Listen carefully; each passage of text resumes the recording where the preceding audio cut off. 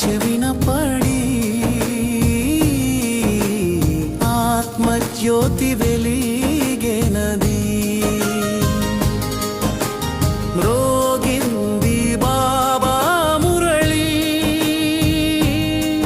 పరమానందమే ప్రతివాక్యం.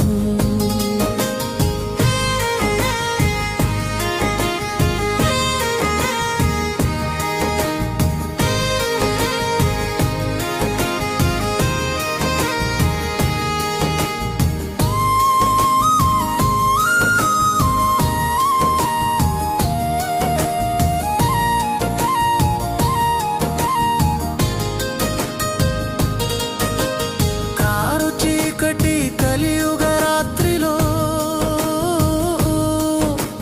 దారి తెలియని యాత్రికులం, బాటను చూపే జ్ఞానరవివై ప్రేమ కిరణమై వచ్చితివా. దేహము కాదు చైతన్యమణివి స్మృతిని కలిగించి జన్మలాల సట తీర్చే నీ ఒడి మాకు శాంతిని పంచెనది.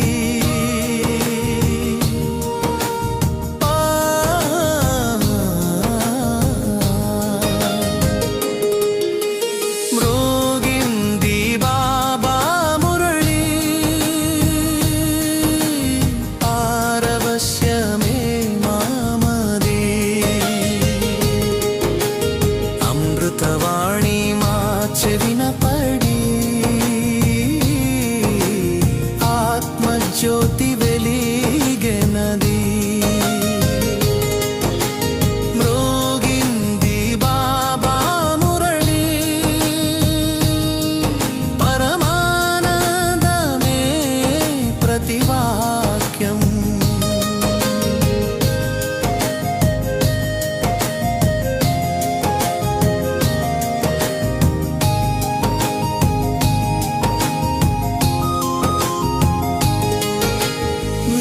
సాగరపు ప్రతి అల మా మనసును కడిగేనుగా. జన్మ జన్మల పాపపు మరకలు నీ స్మృతి జలమున కరిగెనుగా.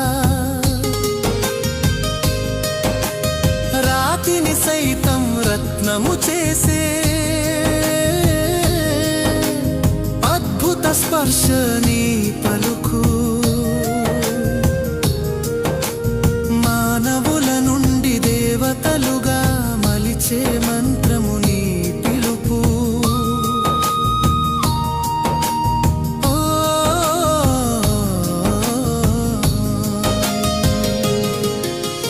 మ్రోగింది బాబా మురళి, పారవశ్యమే మామది. అమృతవాణి మా చెవిన పడి ఆత్మజ్యోతి వెలిగెనది. మ్రోగింది బాబా మురళి, పరమానందమే ప్రతివాక్యం.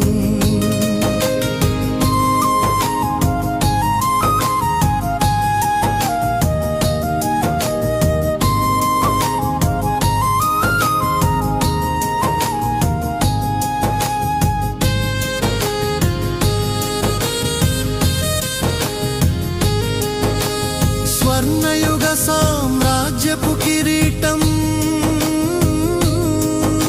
స్మృతితో మాకై అందించావు. విశ్వ కళ్యాణపు బాధ్యతనిచ్చి మమ్ము నిమిత్తము చేశావు. ప్రతి మాట ఒక మహావాక్యం, ప్రతి అక్షరం ఒక వజ్రాయుధం. నీ మురళే మా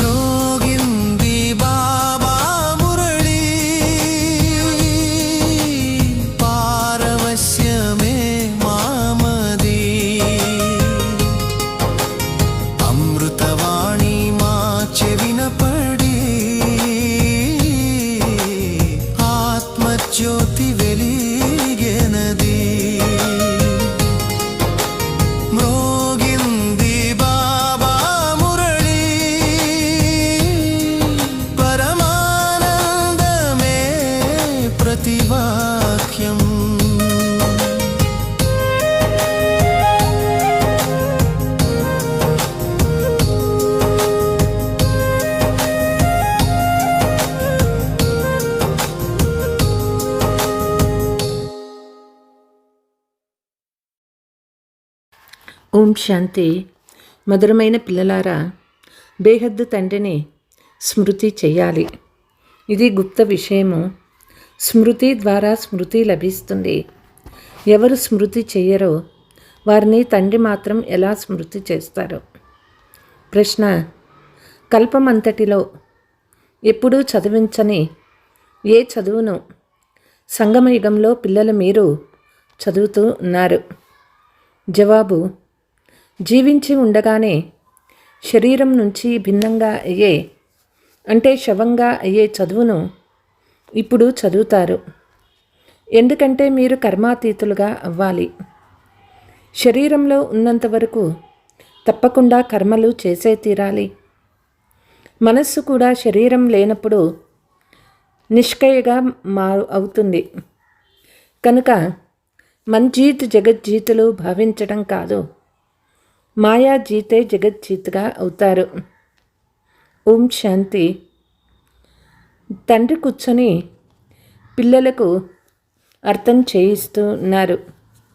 ఎందుకంటే తెలివిహీనులకే చదివించబడుతుందని పిల్లలు అర్థం చేసుకున్నారు. ఇప్పుడు అనంతమైన తండ్రి అయిన సర్వశ్రేష్టమైన భగవంతుడు వచ్చి ఎవరిని చదివిస్తూ ఉండవచ్చు. తప్పకుండా ఒకప్పుడు సర్వశ్రేష్ఠులుగా ఉండి పూర్తి బుద్ధిహీనులుగా అయిపోయి ఉంటారు. అందుకే వినాశకాలే విపరీత బుద్ధి అని అంటారు. విపరీత బుద్ధిగా ఎలా అయ్యారు? 84 లక్షల యోనులని వ్రాసి ఉన్నారు కదా. కాబట్టి తండ్రిని కూడా 84 లక్షల జన్మలలో తీసుకువచ్చారు. పరమాత్మ కుక్క, పిల్లి, జీవ జంతువులన్నింటిలో ఉన్నారని చెప్తూ ఉంటారు. పిల్లలకు అర్థం చేయించబడుతుంది. ఇది సెకండ్ నెంబర్ పాయింట్గా చెప్పవలసి ఉంటుంది. ఎవరైనా కొత్త వాళ్ళు వచ్చినప్పుడు మొట్టమొదట వారికి హద్దు బేహద్దు తండ్రుల పరిచయం ఇవ్వాలి. వారు అనంతమైన పెద్ద తండ్రి, వీరు హద్దులోని చిన్న తండ్రి. అనంతమైన తండ్రి అంటేనే అనంతమైన ఆత్మల తండ్రి. హద్దు తండ్రి జీవాత్మకు తండ్రి, వారు సర్వ ఆత్మల తండ్రి. ఈ జ్ఞానాన్ని అందరూ ఏకరసంగా అర్థం చేసుకోలేరు. కొందరు 1% ధారణ చేస్తే కొందరు 95% ధారణ చేస్తారు. ఇది అర్థం చేసుకునే విషయము. సూర్యవంశం ఉంటుంది కదా, అందులో రాజారాణి తథా ప్రజ బుద్ధిలోకి వస్తుంది కదా. ప్రజల్లో అన్ని రకాల మనుషులు ఉంటారు. ప్రజలంటే ప్రజలు తండ్రే అర్థం చేయిస్తూ ఉన్నారు. ఇది చదువు. తమ తమ బుద్ధి అనుసారము ప్రతి ఒక్కరూ చదువుతారు. ప్రతి ఒక్కరికి తమ తమ పాత్ర లభించి ఉంది. కల్పక్రితం ఎవరు ఎంత చదువు ధారణ చేశారో ఇప్పుడు కూడా అంతే ధారణ చేస్తారు. చదువు ఎప్పుడూ దాగదు. చదువు అనుసారంగానే పదవి లభిస్తుంది. తండ్రి అర్థం చేయించారు. పోను పోను పరీక్షలు ఉండనే ఉంటాయి. పరీక్ష వ్రాయకుండా పై తరగతికి బదిలీ అవ్వరు. చివర్లో అంతా తెలుస్తుంది. ఇప్పుడు కూడా మేము ఏ పదవికి యోగ్యులమో తెలుసుకోగలరు. సిగ్గు వలన అందరితో పాటు చేతులు ఎత్తేస్తారు. మేమెలా అవ్వగలమని కూడా మనసులో అనిపిస్తూ ఉంటుంది. అయినా చేతులు ఎత్తుతారు. అర్థం చేసుకొని కూడా చేతులు ఎత్తటం ఇది అజ్ఞానమే కదా. ఎంత అజ్ఞానం ఉన్నది. తండ్రికి వెంటనే తెలిసిపోతుంది. వీరికంటే ఆ విద్యార్థులలో కొద్దిగా అయినా తెలివి ఉంటుంది. మేము స్కాలర్షిప్ తీసుకునేందుకు యోగ్యులుగా లేము, పాస్ అవ్వలేము అని వారికి అర్థమవుతుంది. దీనికంటే అజ్ఞానులే మేలుగా ఉన్నారు. ఎందుకంటే టీచర్ చదివించే దానిలో మేము ఎన్ని మార్కులు తీసుకోగలమని వారు అర్థం చేసుకుంటారు. మేము గౌరవపూర్వకంగా పాస్ అవుతామని వారు చెప్పరు. ఇక్కడ అంతా బుద్ధి కూడా లేదని అవుతుంది. దేహాభిమానం చాలా ఉన్నది. ఈ లక్ష్మీనారాయణులుగా అవ్వాలనుకునే వారి నడవడికలు చాలా బాగుండాలి. కొందరిది వినాశకాలే విపరీత బుద్ధిగా ఉంది. ఎందుకంటే నియమానుసారం బాబాతో ప్రీతి లేదు. అప్పుడు వారి గతి ఏమవుతుంది? శ్రేష్ఠ పదవిని పొందలేరు. తండ్రి కూర్చొని పిల్లలు మీకు వినాశకాలే విపరీత బుద్ధి అర్థమేమిటో తెలియచేస్తూ ఉన్నారు. పిల్లలే పూర్తిగా అర్థం చేసుకోకుంటే ఇతరులేం అర్థం చేసుకోగలరు. మేము శివబాబా పిల్లలమని భావించేవారు కూడా పూర్తిగా అర్థం చేసుకోరు. తండ్రిని స్మృతి చేయడం ఇది గుప్తమైన విషయము. చదువు గుప్తం కాదు కదా. చదువులో నెంబర్ వారుగా ఉన్నారు. అందరూ ఒకేలా చదవరు. వీరింకా పసిబిడ్డలే అని తండ్రి అనుకుంటున్నారు. ఇలాంటి బేహద్దు తండ్రిని మూడు నెలలు స్మృతి కూడా చేయరు. మీరు స్మృతి చేస్తున్నారని ఎలా తెలియాలి? వారి నుండి జాబు వచ్చేంతవరకు స్మృతి చేస్తున్నారని అనిపించదు. ఫలానా ఆత్మీక సర్వీస్ చేస్తూ ఉన్నామని కూడా అందులో వ్రాయాలి. రుజువు కావాలి. కొందరి దేహాభిమానులు సేవ చేయరు, స్మృతి కూడా చేయరు. కొందరి పిల్లలు బాబా ఫలానా వారు వచ్చారు, వారికి ఇలా అర్థం చేయించాను అని వ్రాస్తారు. ఇప్పుడు ఈ పిల్లలు బ్రతికే ఉన్నారని బాబా అర్థం చేసుకుంటారు. పిల్లలు సర్వీస్ సమాచారాన్ని సరిగ్గా ఇస్తారు. కొందరు 3-4 నెలలైనా జాబు వ్రాయరు. ఏ సమాచారం లేకుంటే చనిపోయి ఉంటారు, లేక జబ్బు పడి ఉండవచ్చని భావిస్తారు. జబ్బు పడిన వారు వ్రాయలేరు. మా ఆరోగ్యం బాగుండలేదు, అందుకే జాబు వ్రాయలేదని కూడా కొంతమంది వ్రాస్తారు. కొందరు సమాచారమే తెలపరు, జబ్బు కూడా ఉండదు. దేహాభిమానం వలన వ్రాయరు. బాబా కూడా ఎవరిని స్మృతి చేస్తారు. స్మృతి ద్వారా స్మృతి లభిస్తుంది. కానీ దేహాభిమానంలో ఉన్నారు. తండ్రి వచ్చి అర్థం చేయిస్తూ ఉన్నారు. నన్ను సర్వవ్యాపి అని చెప్పి 84 లక్షల కంటే ఎక్కువ యోనులలో తీసుకువెళ్తారు. మనుషులది రాతి బుద్ధి అని అంటూ ఉన్నారు. భగవంతుడు రాళ్ళు రప్పలలో కూడా ఉన్నారని అంటారు. ఇవి బేహద్దు తిట్లు కదా. అందుకే నన్ను చాలా గ్లాని చేస్తారని తండ్రి అంటారు. ఇప్పుడు మీరు నెంబర్ వారుగా అర్థం చేసుకున్నారు. మీరొస్తే మేము సమర్పణ అయిపోతామని, మిమ్మల్ని వారసునిగా చేసుకుంటామని భక్తి మార్గంలో పాడతారు. అలా అన్నవారు రాయి రప్పలలో ఉన్నారని చాలా గ్లాని చేస్తారు. అందుకే తండ్రి యదా యదాహి అని అంటారు. ఇప్పుడు మీకు తండ్రిని గురించి తెలుసు కనుక వారిని ఎంతగా మహిమ చేస్తారు. కొందరు మహిమ ఏమిటి స్మృతి చేసి 2 అక్షరాలు కూడా వ్రాయరు. దేహాభిమానులుగా అవుతారు. మనకు తండ్రి లభించారని, వారు మనల్ని చదివిస్తున్నారని పిల్లలు మీరు అర్థం చేసుకున్నారు. భగవాను వాచ్ కదా, నేను మీకు రాజయోగాన్ని నేర్పిస్తూ ఉన్నాను. విశ్వరాజ్యాన్ని పొందేందుకు రాజయోగాన్ని నేర్పిస్తాను. మనం విశ్వ చక్రవర్తి పదవిని తీసుకునేందుకు బేహద్దు తండ్రి వద్ద చదువుకుంటున్నామనే నష ఉంటే అపారమైన సంతోషం కలుగుతుంది. భలే గీతను కూడా చదువుతారు, కానీ ఒక సాధారణ పుస్తకాన్ని చదువునట్లు చదువుతారు. కృష్ణ భగవాను వాచ రాజయోగం నేర్పిస్తానని చదువుతారు. అంతే. ఇంత బుద్ధి యోగం కానీ లేక సంతోషం కానీ ఉండదు. గీతను చదివి వినిపించే వారికి ఇంత సంతోషం ఉండదు. గీతను చదవడం పూర్తి చేసి పనుల్లోకి వెళ్ళిపోతారు. మీకైతే అనంతమైన తండ్రి చదివిస్తున్నారని ఇప్పుడు మీ బుద్ధిలో ఉన్నది. మమ్మల్ని చదివించేంది భగవంతుడని ఇంకెవ్వరి బుద్ధిలోనూ ఉండదు. కనుక ఎవరొచ్చినా మొదట వారికి ఇద్దరి తండ్రుల గురించి అర్థం చేయించాలి. భారతదేశం స్వర్గంగా ఉండేది కదా, ఇప్పుడు ఇది నరకమని చెప్పండి. మేము సత్యయుగంలో ఉన్నాము, కలియుగంలోనూ ఉన్నామని ఎవ్వరూ అనలేరు. ఎవరికైనా దుఃఖం కలిగితే నరకంలో ఉన్నామని, సుఖం లభిస్తే స్వర్గంలో ఉన్నామని భావిస్తారు.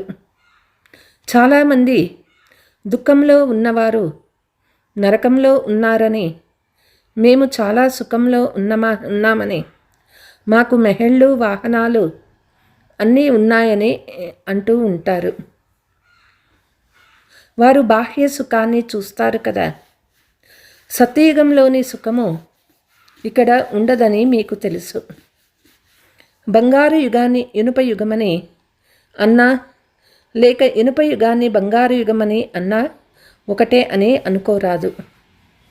అలా అనుకునే వారిని కూడా అజ్ఞానులని అంటారు.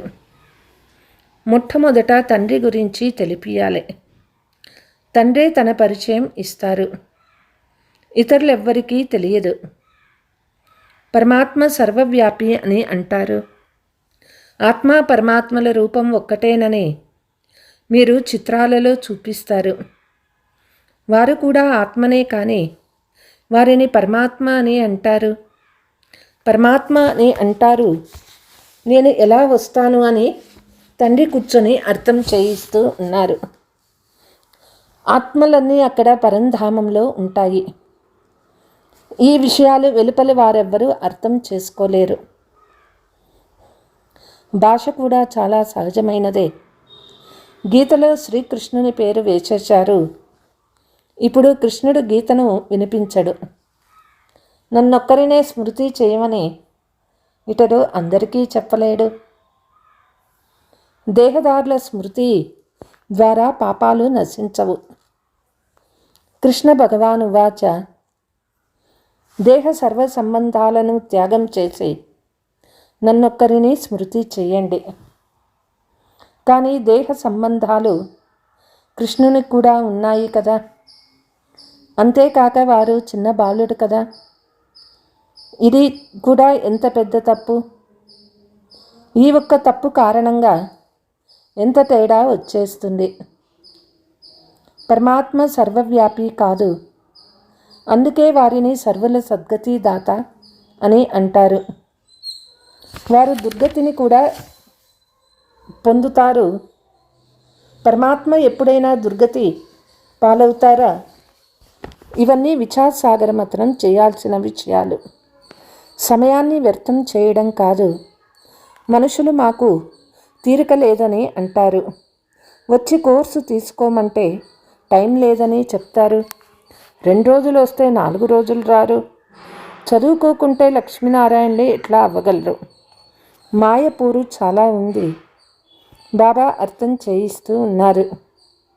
ఏ క్షణం ఏ నిమిషం పాస్ అవుతాయి అని ఉన్నది ఉన్నట్లుగానే రిపీట్ అవుతుంది. లెక్కలేనన్ని సార్లు రిపీట్ అవుతూ ఉంటుంది. తండ్రి ద్వారా వింటూ ఉన్నారు. బాబా జనన మరణాలలోకి రారు. పూర్తి జనన మరణ చక్రంలో ఎవ్వరూ రారు. ఎవరొస్తారు అని చూసుకోండి. రాని వారెవరు? కేవలం ఒక్క తండ్రి మాత్రమే జనన మరణ చక్రంలోకి రారు. మిగిలిన వారంతా వస్తారు. అందుకే చిత్రాన్ని కూడా చూపించారు. బ్రహ్మ విష్ణువులు ఇద్దరు జనన మరణాలలోకి వస్తారు. బ్రహ్మ నుండి విష్ణువు, విష్ణువు నుండి బ్రహ్మ పాత్రలోకి వస్తూ పోతూ ఉంటారు. ఇది అంత్యమే కాదు.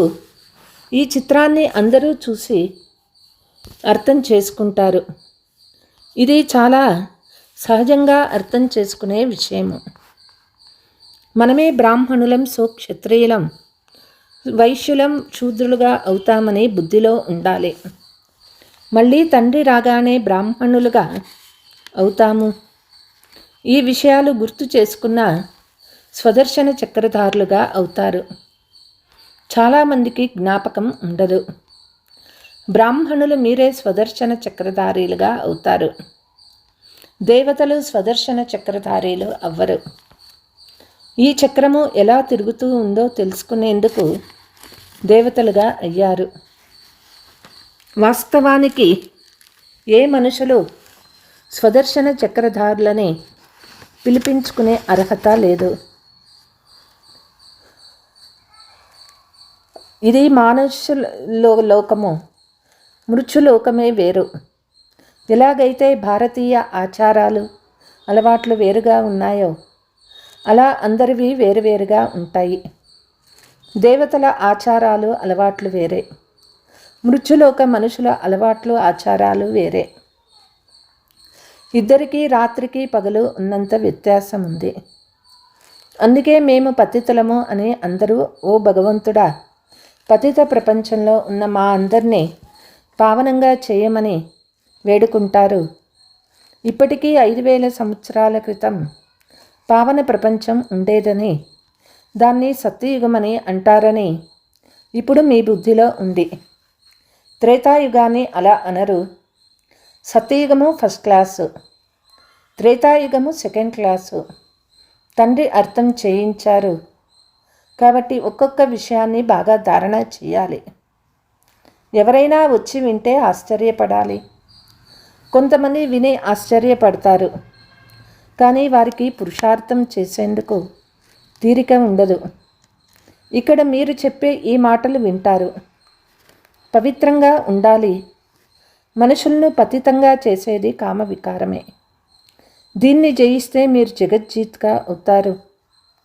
కామ వికారాన్ని జయించి జగజ్జీత్గా అవ్వండి అని తండ్రి చెప్తూ ఉన్నారు.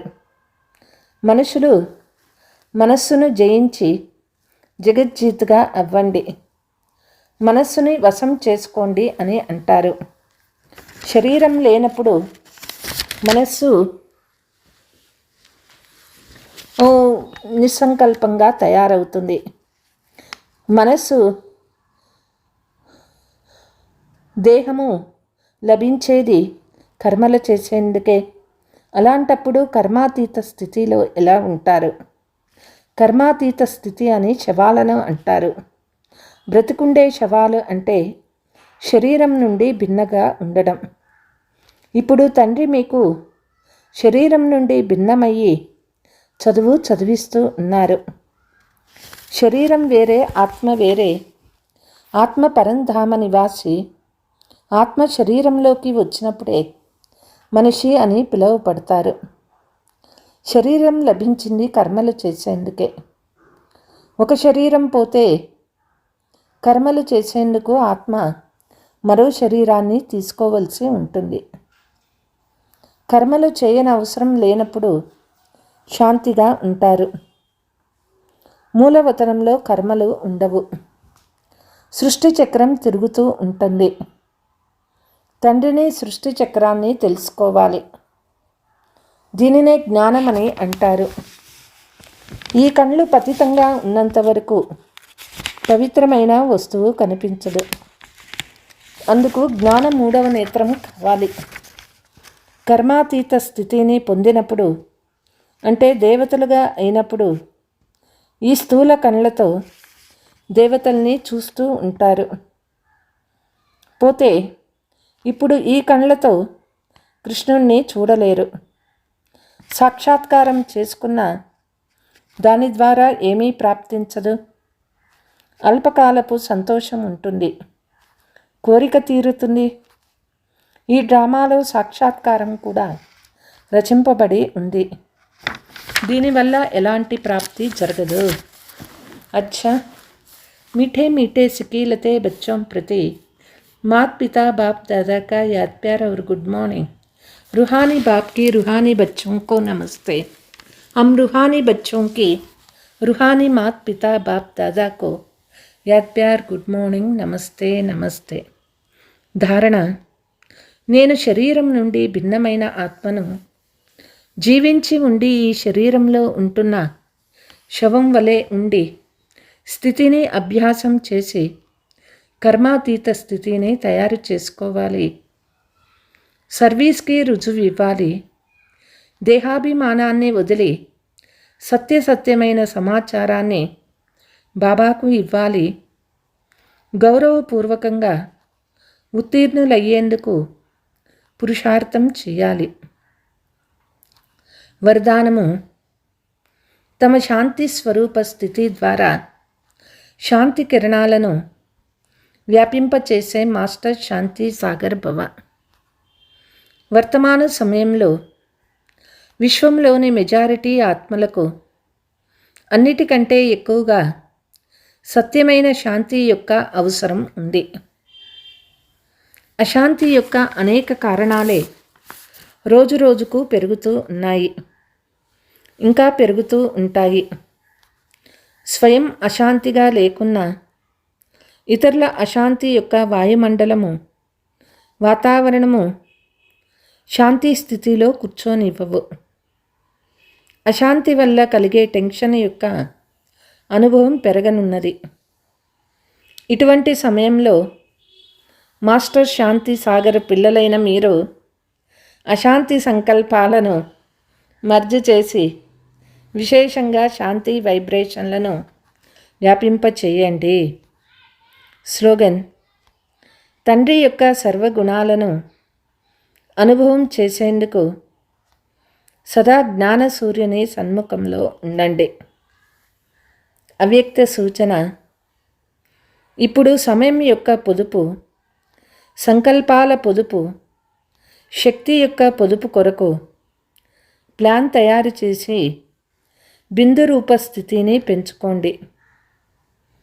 బిందు రూప స్థితి ఎంతగా ఉంటుందో ఏ విధమైన ఈవిల్ లేక ఆత్మ సంస్కారం యొక్క ఫోర్స్ మీపై దాడి చెయ్యదు. మీరు కూడా వాటి నుండి ముక్తిగా ఉంటారు.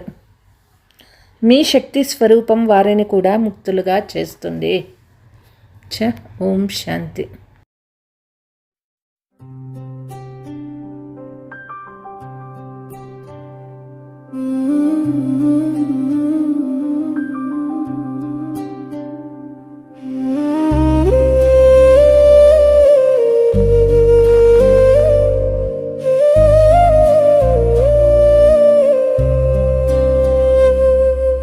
విశ్వరచయితే స్వయముగా దిగి వచ్చి నవ జగతిని సృష్టించగా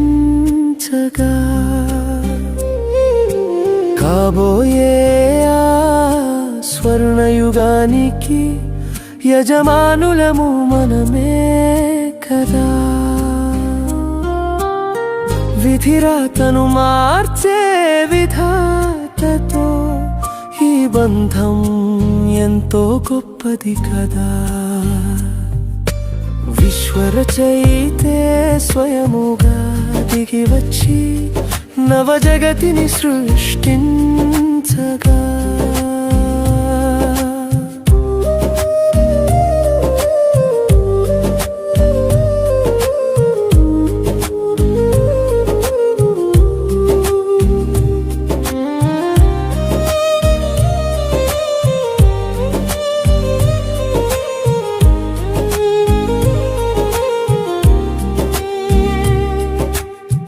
పరమాత్ముని శ్రీమతమే మన జీవన గతిని మార్చును. సాధారణ మానవుని శ్రేష్ఠాతి శ్రేష్ఠునిగా తీర్చును. ఈశ్వరీయ చదువే మనకు శ్వాస, ఆ జ్ఞానపు నాశాయే మనకు ధ్యాస. పిల్లలమయ్యాము తండ్రికి, ఇంకేముంది దిగులు మనకి. విశ్వరచయితే స్వయముగా దిగి వచ్చి నవ జగతిని సృష్టించగా